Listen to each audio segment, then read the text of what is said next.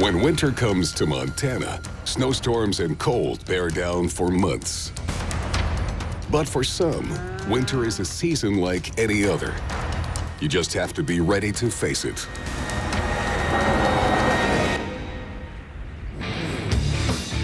Rick and Casey are big game hunters. Tracking wild animals has become second nature. Good boy, Cash. Scott Clark is a trapper and a fisherman. He followed the footsteps of his father, Jerry, and he knows the Madison Valley like no one else. Scott and Susie have learned to face the most difficult conditions.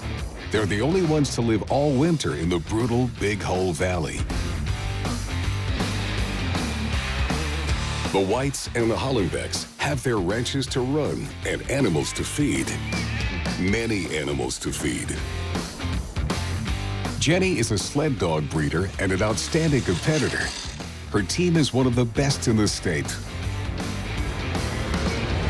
Welcome to Montana, the land of the Western pioneers. Nothing like a fresh morning in the mountains. There's another one right there. Got a good one. Swim right here. Boom, got him.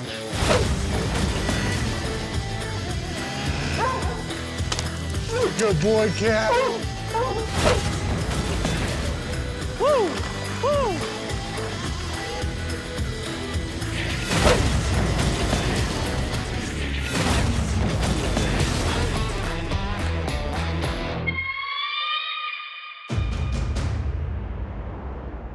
Montana is one of the most famous places to hunt in the United States. It boasts some of the best shooters and animal trackers in the country. In winter, when hunting season is officially closed, only a few hunters are granted permits to venture into the mountains. They must stick to the strict quotas set by the authorities.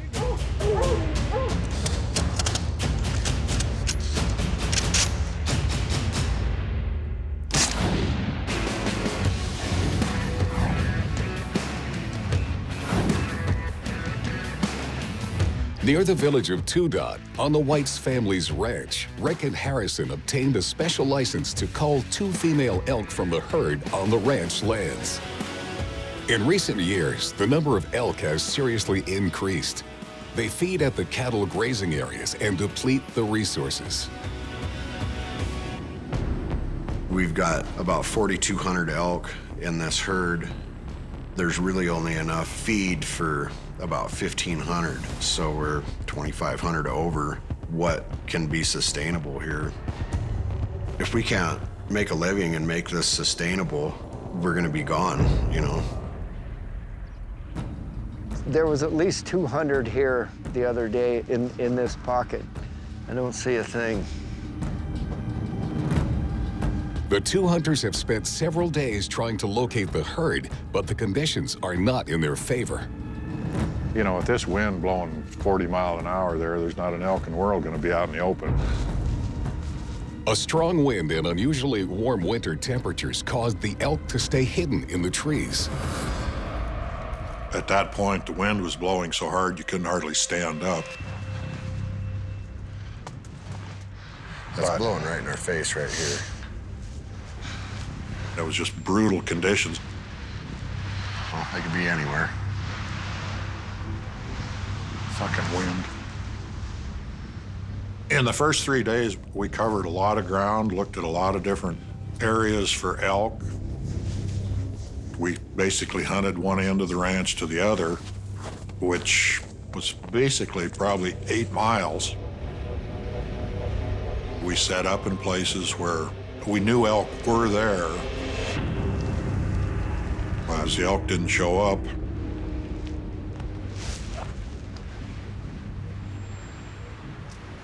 Despite their efforts, Rick and Harrison can't get a good shot.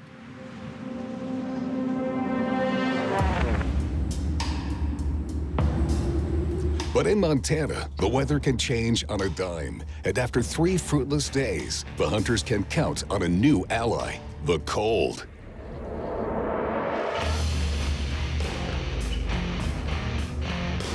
A storm hit the region. Temperatures plunged to 30 below, and with it, about 20 inches of fresh snow. For the two hunters, it's game on.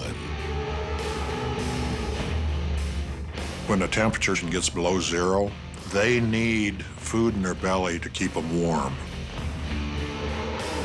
You don't have any choice but to start coming out of the trees and eating and drinking water and being visible again.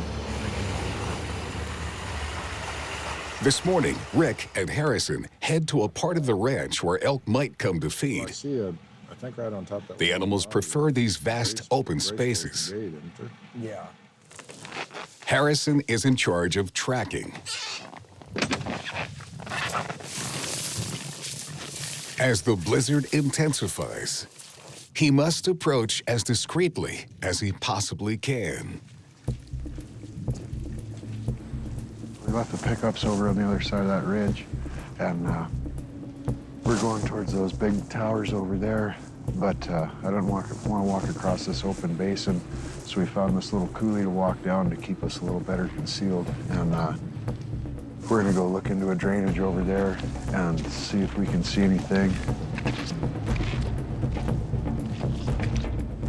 Might be something up there. It's hard to tell in all the snow. Some brush and some dirt. Scopes are icing up and shit. Things are extra fresh today.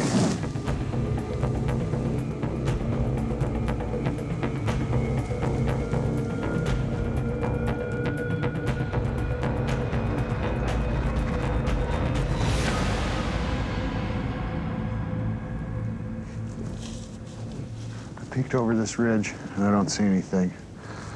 Visibility's only a little more than a quarter mile each way, so I was gonna bring the pickup over here so we can cover all this country a lot faster.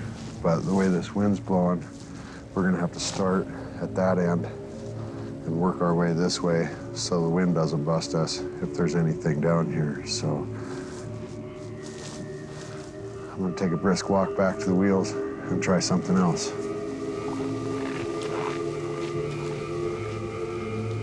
No elk in sight, but Rick and Harrison are confident.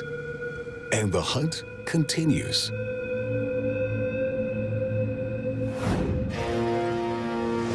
In the Big Hole Valley on the border with Idaho, trapper Scott Olson spent the day in the forest. I actually was going over in the woods to see future trapping areas for next year's trap line when a furry little lump against the river kind of caught my eye.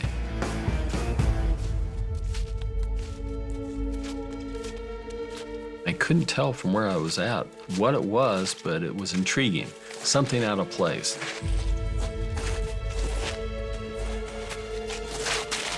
It basically looked like a crime scene. Something had happened violently there. There were bits and pieces of fur with all the dark snow around of the blood that had been let off. Obviously, an animal had died. It only takes a few seconds for Scott to identify the animal killed near the river. I could see where he had come out of the hole of the river, so therefore it was a water animal. The fur looked like beaver. It smelled like beaver. The feet looked like beaver. And probably the best giveaway moment was just taking off a piece of meat and biting it. It had the taste of a beaver. When you come upon an animal that's been killed in the woods, very seldom is it all in one unit. Usually there's bits and pieces of it all around. Because each animal, due to its size and its characteristic, will do certain things to the carcass. If a wolf had come on this, the carcass would have been gone. This one had been picked over by other animals. It was kind of scattered there, and the small bits and pieces of meat that were left would still be scavenged by other smaller birds.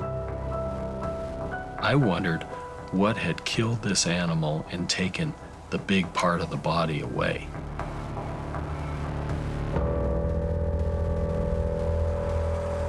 Just by analyzing the traces left at the scene, Experience tells Scott the story of what happened here. There's a lot of bird tracks around here. We've got a eagle foot. So an eagle was here, which is the king of the birds. You could see where the birds would grab a piece of meat and then actually go away from the carcass a little bit so they'd be alone while they were eating. And there was a place over in the soft snow that you could see where a large winged bird had actually hit the snow as he was trying to lift off again, being scared by other birds.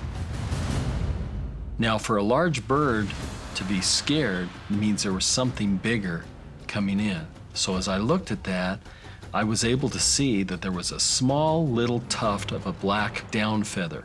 That would have been a crow or a raven. And right across, maybe 10 feet away, were the tracks of the eagle where the eagle had landed. So that told me the eagle came in, the crow and raven were scared, being lower on the food chain, and they lifted off, hitting their wings in the snow and leaving that little tuft of feather. So I knew that's what had been there. Other clues enable Scott to guess which animal killed the beaver. Whatever animal it was dragging parts of this down the hole, because we see a lot of blood around the hole. And I look across the river and I can see a hole over there with a slide, and that is indicative of an otter.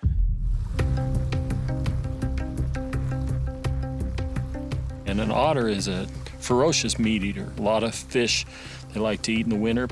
If they catch the beaver out of the water, then the beaver is very vulnerable. They don't move real fast. So then he got attacked by the otter. The battle ensued. Beaver suffered the loss. The birds came in as the referees and said, "We'll clean up your act." Nature is a cruel taskmaster. Things happen violently out there. It's just one big circle, a circle of life. What is bad for one animal is good for others. Rather than just let it go to waste, I'm going to try to salvage what I can off of here, because I'd like that animal not to have died in vain. And there's always something that I can gain off of here, perhaps a tail or some claws off of the feet.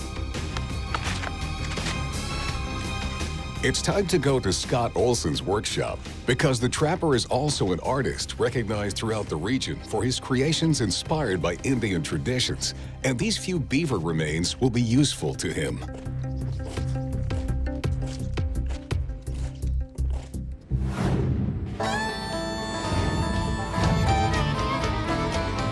Further north, the city of Great Falls is getting ready for a great weekend of rodeo.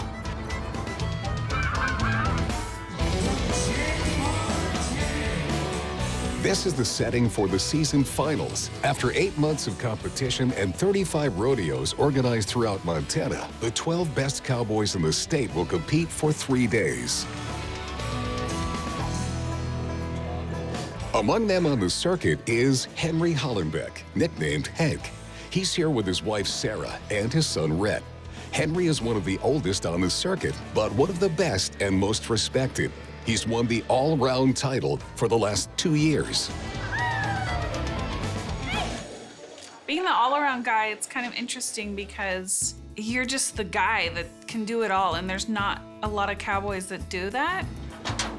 Every year he thinks he needs to retire or something because he's getting too old, but then he goes and wins everything. Come here. Stuff changes and gets faster, and horses get better, and you just gotta go with it. Stay with it. What a talent. What a talent.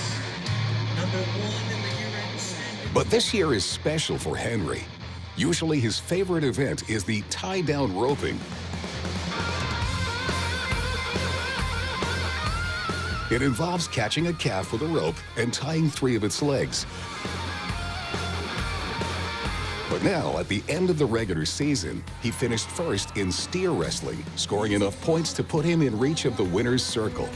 The test consists of grabbing a steer with his bare hands and flipping it as quickly as possible.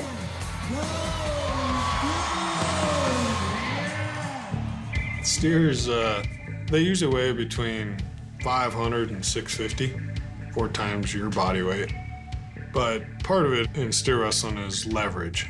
You got the horns and you got to leverage the different points of contact to bend the steer and take the advantage away from it. You got to be patient, but quick enough to make the right moves.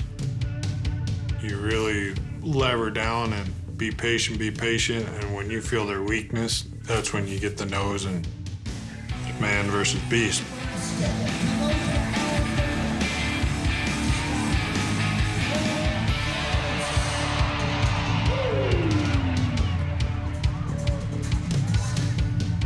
They hurt every once in a while. I mean, I got a lot of scars across my belly, but if you do it right, you shouldn't get hurt, but you know, there's always the possibility.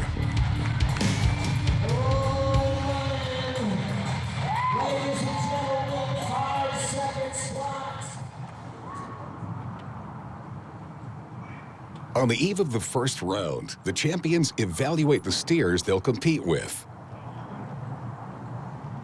You just kind of look at their frame size, and like this #1 steer is supposed to be a little bit pushier, but he'd still be a good steer. And maybe have a little more action to him.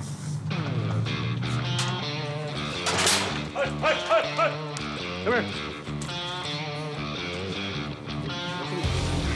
Come here. For a few hours out of sight, the steers are tested to ensure they're competition ready.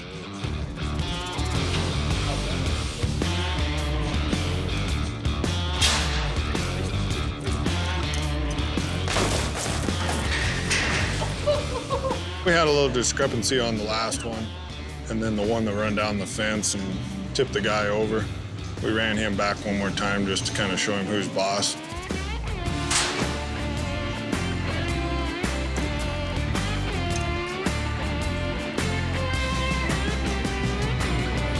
It was a good little practice, but get your blood flowing and get you thinking about it.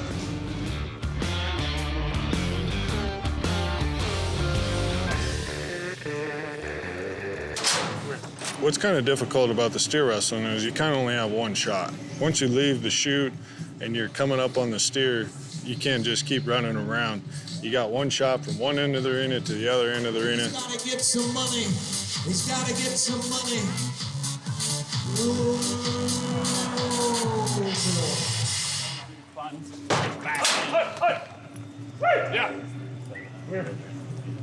If Henry completes his 3 rounds this weekend, he'll not only retain his title of all-around champion, but he could also earn his first steer wrestling championship, a true institution in Montana.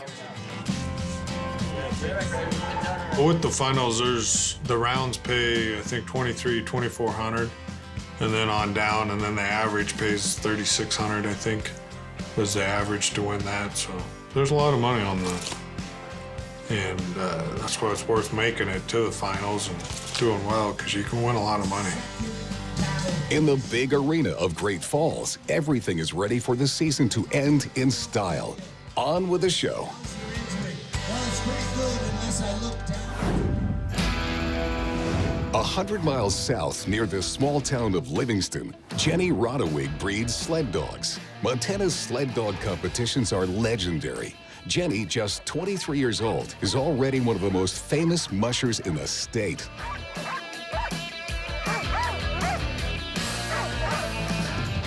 She was just a toddler when her father, Rob, an experienced musher, started taking her on the treks. This year, Jenny is getting ready for the famous Race to the Sky, Montana's largest dog sled competition, now only 15 days away. Soldier, come here. Jenny won this race in 2014, but this year she's giving herself a challenge. She's chosen a very special young dog to lead her pack. In a litter of 3 born on Memorial Day, he was the only puppy to survive. Jenny named him Soldier to pay tribute to fallen American troops.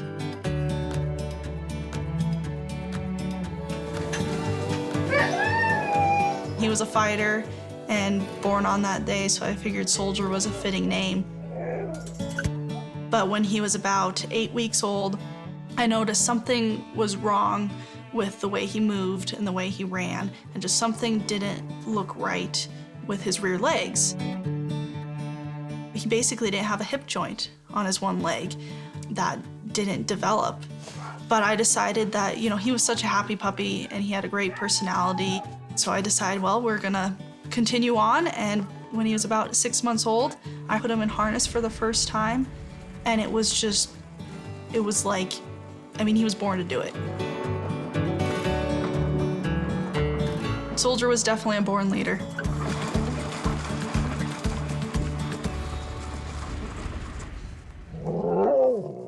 Given Soldier's exceptional qualities, Jenny held off training him until he was grown. Soldier now has a hip prosthesis, a unique case for a dog destined to lead a pack in competition. Get him, get him. Good girl, get him. There's nothing up there. To hone his leadership skills, Soldier trains alongside Bella. Bella here, she's 9.5 years old, so she's starting to get close to retirement age. She's been my main leader for years, so she's the one who's kind of helping teach Soldier how to take her place, basically. I think Bella knows that Soldier is being taught, so she'll kind of guide him around. When I started running Soldier and lead, he didn't know any of the commands, but Bella would be right next to him. So if I gave a command, Bella would pull him whatever direction.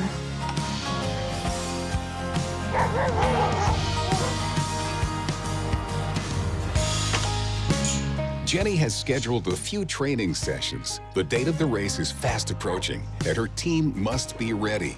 The young musher wants to prove to everyone that Soldier is up for the challenge.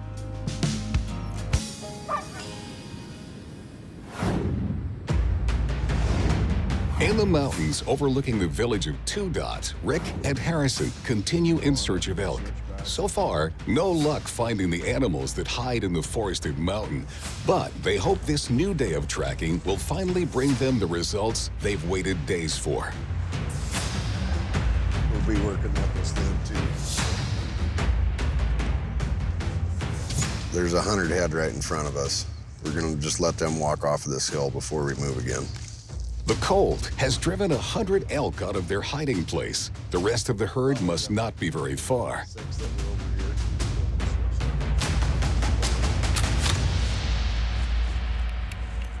The temperature is 30 below.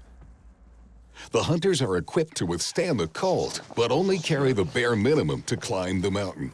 Heavy bags could slow their approach and their chance to locate the herd. We head right up this draw. Yeah. Where those elk were coming in, they should get in that timber and cut back down. But if we go up here and we'll cut tracks, then it's going to be really close in the timber. Yeah. But wind's right in our face. But I would think out of 100 elk, we ought to be able to bump into a couple in there. I would hope so. And if nothing else, we get up there and hopefully at least push them back down where we can get at them again, you know. Rick and Harrison will try to access the forest at the top of the mountain. This is probably where the elk are hiding.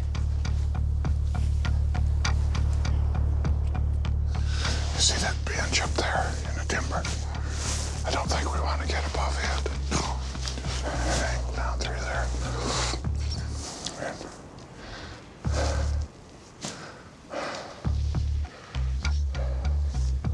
The hunters arrive at the edge of the forest. From now on, their visibility will be very poor, and they can run into the animals at any time. We just head right up into this little pocket here. When we cut them tracks, we'll see what they did.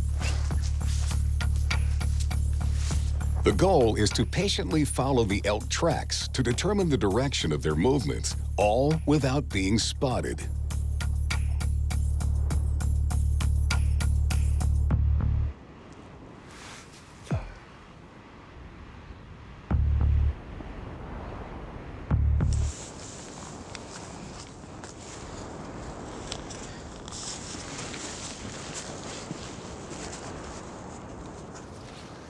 3 hours have passed since the hunt began. The animals should be close. But for now, Rick and Harrison have not managed to see them. You see anything? I can't see much through the tops of them trees. Can you go out to the far edge? Yeah. Yeah, I mean, you can go this way and look down. I've got a pretty good idea that we've jumped these elk here. They're moving pretty hard down through this timber. So we're gonna take and just kind of work down in behind them, just take our time. And it's just kind of a cat and mouse game in this timber, but walk a little and look a little and walk a little, because these elk will get down in here, then they'll start bedding down and just lay under trees here. So we have a little better chance, we have a little more time of getting onto them when we're in the timber, because they feel a little more secure in this deep timber. When you get too close to their comfort zone, they'll blow out of here like a hurricane. But if you just go slow and easy, you usually have time to find one and get an open shot.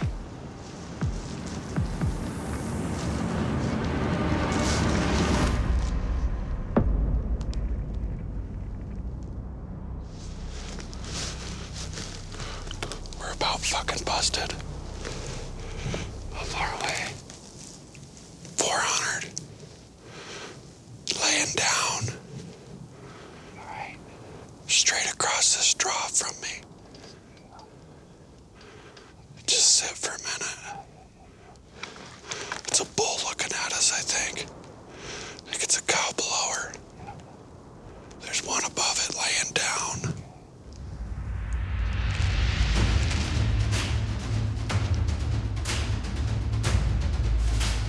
Harrison went over here on this point. We spotted another bunch of elk about a mile down the ridge, right into the timber. He's gonna see if they're still there.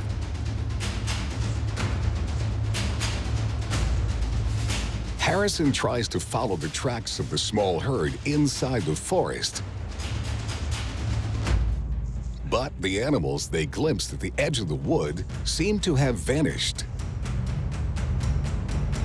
Despite the hunter's best efforts, the elk must have spotted them and fled. It's a rare failure for Rick and Harrison.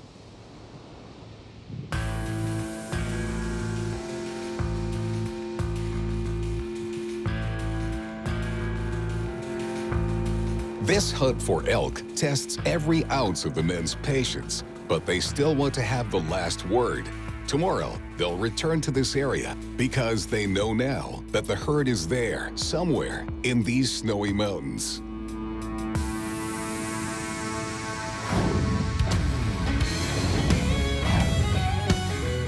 In the Big Hole Valley, trapper Scott Olson discovered a beaver killed by an otter at the river's edge and decided to harvest some pieces.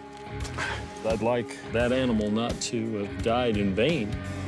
These beaver remains gave him the idea to create objects that he can sell to his customers for a good price. He wants to make a very special necklace inspired by those worn by some Indian tribes in Montana.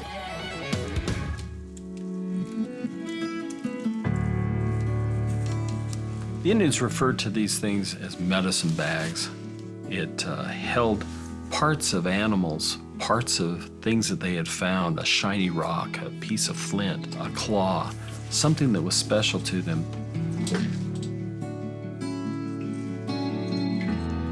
I had this idea of making it in the shape of a beaver and using pieces of this beaver to make that fetish so that it would be like a beaver medicine bundle. It would remind you of how precious life is and how fast it can be taken. Scott is known throughout Montana as one of the few artisans to use the same techniques as the Indians who occupied this area before the pioneers arrived. He finds all his materials in nature. Sinew is the back strap off of the back of the animal, or the legs.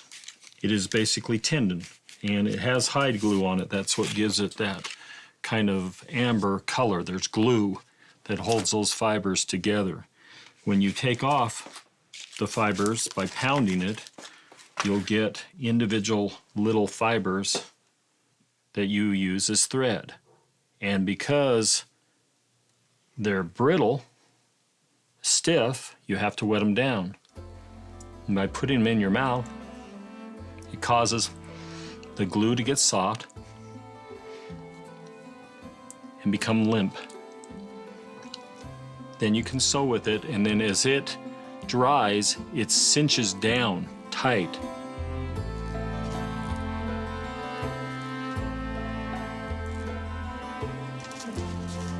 The sinew beadwork stays for centuries because it has that glue in it. This is definitely the harder method, but the more durable method. Ooh, that's brittle. That's brittle. Let's go with this one. The outline for the bag was done with buckskin, tanned with brains, sewed together with the tendons of animals, the sinew, so it cinches down and holds it tight. Decorated with the claws of the animal, with trade beads from the early 1800s. And there's buffalo hair put inside that charm to give it some base and to tie it back into Mother Earth.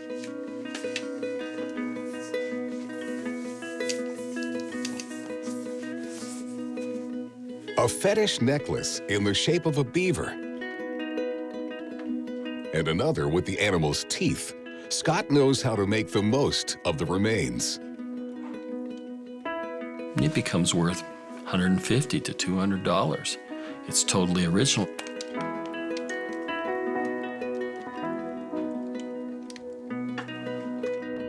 The whole circle of life that you see in the woods, where one animal dies, another animal feasts on it. This whole idea of taking something and making something from it is nothing's wasted. Tonight, Scott has honored the Indian traditions. Soon, the necklaces he's made will be bought by one of his clients. They are lasting witnesses of the life of this young beaver that perished in the Big Hole Valley.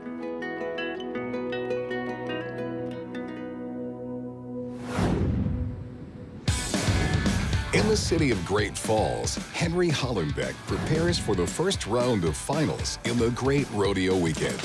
The first event will be the steer wrestling, where each champion faces down a steer.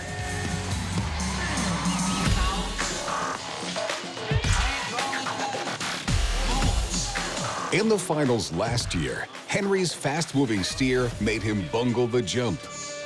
Last year, the steer wrestling, the steers really run hard, and you just had to be on go. My first one, I was real hesitant. I got caught waiting, and it burned me to the back end, is what we call it in rodeo terms. Got roasted. Tonight, the steers are stirring up trouble for the champions. They are defeated one after the other. Henry waits for his turn. And this year, he's determined not to fail. I think he was mentally prepared this year because of what happened last year. You do recognize what else is going on, but it's still between you and beast, and you got to do your job. There was a lot of people that missed. One guy would get outrun, one guy, his horse wouldn't cooperate.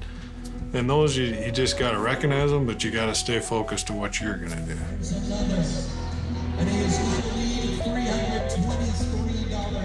Henry's up. The champion can throw his horse only when the steer has crossed the starting line. He has just a few hundredths of a second to go into action. If he leaves his horse too far in advance, he'll never catch up with him.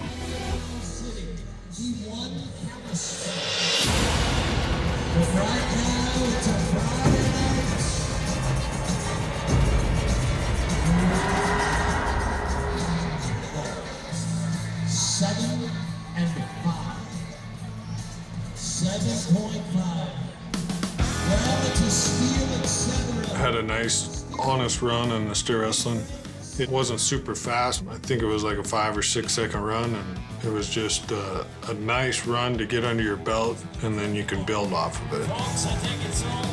The final starts well for Henry. He's 4th in the first round, but remains in the lead thanks to points he's accumulated during the regular season. He still has 2 rounds to keep his hold on first place and become the category champion.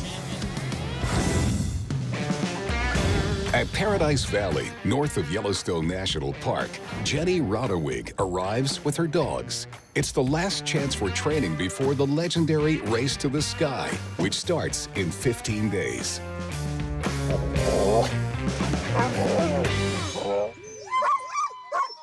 At the beginning of winter, Jenny has already won a 20-mile race. Now she wants to see how Soldier, the young leader of her team, will perform on a long run 6 months after his hip operation. 2 weeks before a big event, I like to do my biggest, kind of longest, hardest training run. For Race to the Sky, we're not doing a 20-mile race, we're doing a 100-mile race. And so we're working our way up towards that in training, and I want him up there in lead so I can see how he handles that and if he's gonna be able to handle running in lead for a 100-mile race. Jenny chose the Mill Creek Trail, one of her favorite training grounds, and especially demanding for her dogs. It has a lot of elevation and climbing in it, and it's pretty much all climbing the whole way out.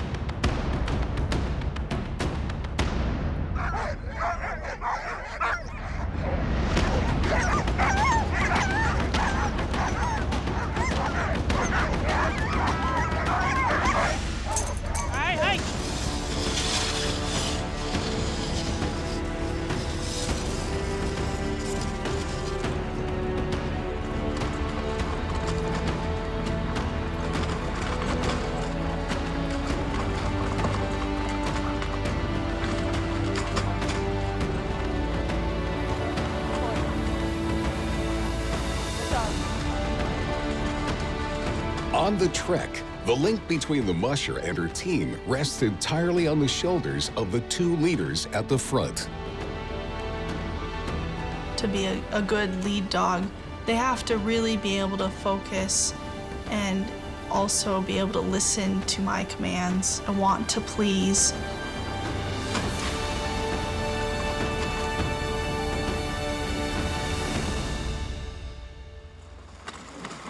So it's up to him to be able to focus, stay on the trail, not run off after a rabbit, and to listen to my commands, when to turn, where to find the trail. They just have to have that confidence to lead a team of dogs through any conditions, basically.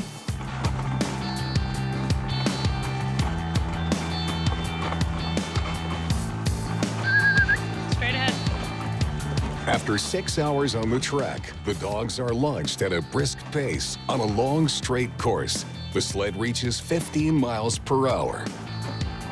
Towards the end of that run, where everything was going really well and I was feeling really good about everything, Soldier, I don't know if he saw an animal or something on the side of the trail or what, he decided to turn down this nasty little trail that I usually don't ever think of going on.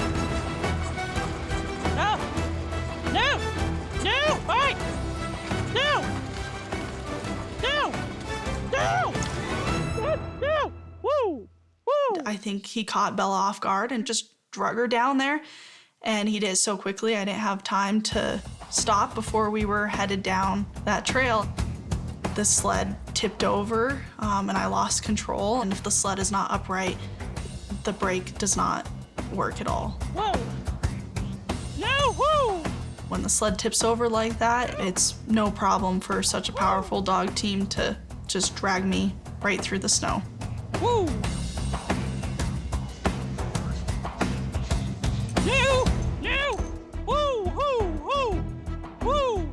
After several attempts, Jenny manages to straighten the sled and bring the dogs back to the main track. But at the front, Soldier's position is not normal. He was running on the right side, and then somehow he was up on the left side, and he had this line through his leg. You know, I can't see what happened exactly and how he got onto the other side. So I'm hoping he didn't, like, fall or get rolled under Bella or something. But I was able to get back up onto the main trail, so hopefully things are okay now.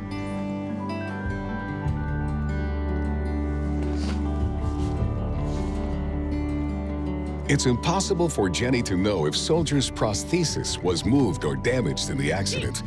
And 2 weeks into the race, she can't afford to take the slightest risk. She'll have to get Soldier to a vet for an examination.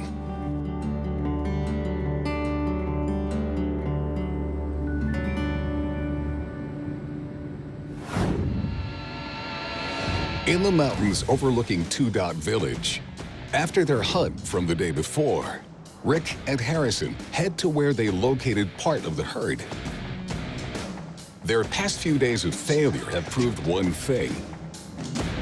The elk are on their guard. To maximize their chances of catching any fleeing animals, the two hunters will split up. Since we've got the elk up here on the ridge, and you're wanting to go down and get on the toe of the ridge and come up to them? Yeah, I'm gonna go try to get on the other side of that hill. Just come up the backside there? Backside of it. Maybe if you go up by them cottonwoods or something. All right. And hang out there. Give me 20 minutes or so. They'll either see me and go to you, or see you and go to me. Right. So Harrison went up to peek over the ridge into the pocket where the one bunch of elk had been, and I was going to stay in an ambush position so that if they did come around the end of the ridge, I could possibly get in a position to get a shot.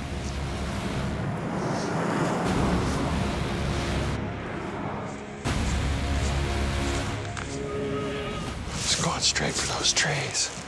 They're behind the hills. They can't see us coming, so we'll be okay.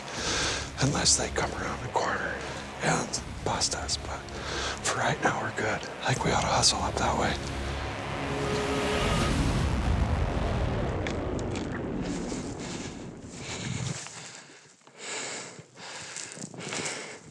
Wind's not perfect, but I think we can make it work. We're a lot closer.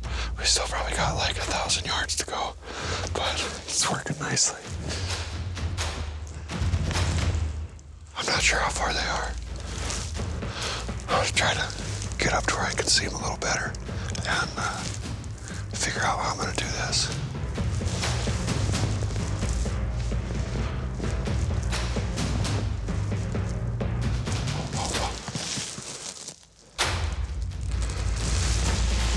About 20 of them started coming out of them trees.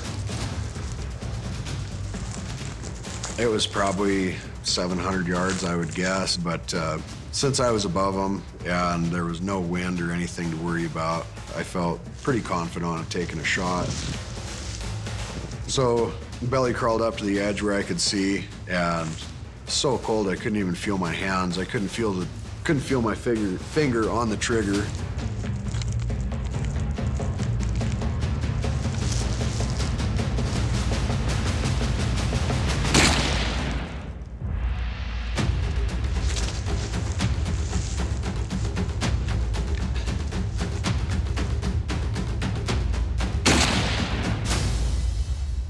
When I finally did shoot, it was a clean mess. We're gonna catch them on top of the hill.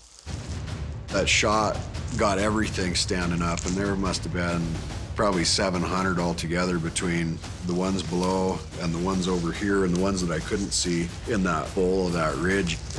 Holy shit. Look at on the hill.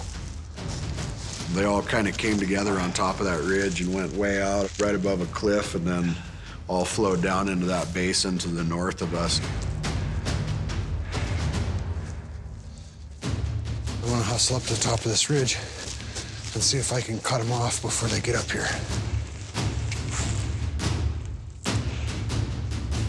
Regardless of his efforts to try to cut off the herd, Harrison has to face the facts.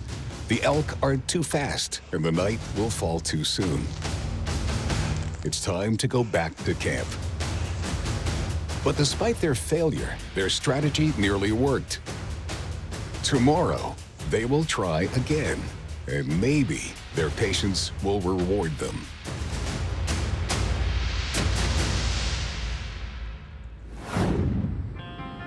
Meanwhile, Jenny travels to Bozeman, one of Montana's major cities. After the accident from the day before, she's bringing Soldier to her veterinarian. No! No! Hey! No! Woo! No! The sled tipped over and I lost control. He had this line through his leg. I'm hoping he didn't fall. The legendary Race to the Sky, Montana's largest sled dog race, is 2 weeks away. And for the first time, Soldier will lead the pack on the long race. Good morning. Good morning, Jenny. What happened? Well, we were training yesterday, and either him or Bella decided to take this other trail, and there was a bunch of fresh snow, and they just dove off the trail, basically. And they were just kind of jumping through the deep snow. And I usually run him on the right side all the time because I want that hip on that side. And by the time I got up and figured out what was going on and got back up on the trail, he was over on the left side. And I just want to make sure that everything's okay. Let's just take a quick peek here.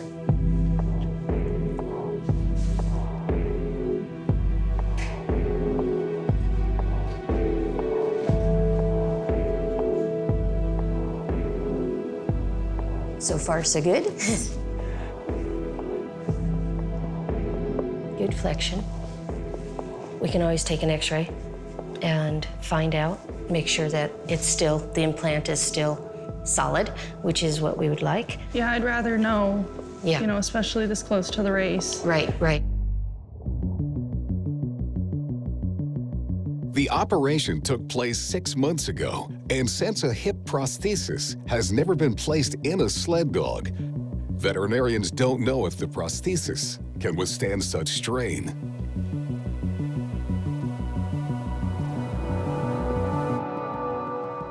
Okay, well, there he is. The anchoring point is looking very nice. I don't see any type of looseness around that socket. The ball is still well within here, and I'm not seeing any kind of small fracture or anything like that that would tell me that he was having some problems. So I think he should be cleared to go to race, certainly, as long as he's running well now for you. Thank you so much. Oh, you're very welcome. It means a lot to me. Oh, you're very reassuring to Yeah. actually see it. Fortunately, Soldier was more frightened than injured. And despite this scare, Jenny is determined to start the race and to prove that the young dog can lead this pack against the best sled dogs in the United States.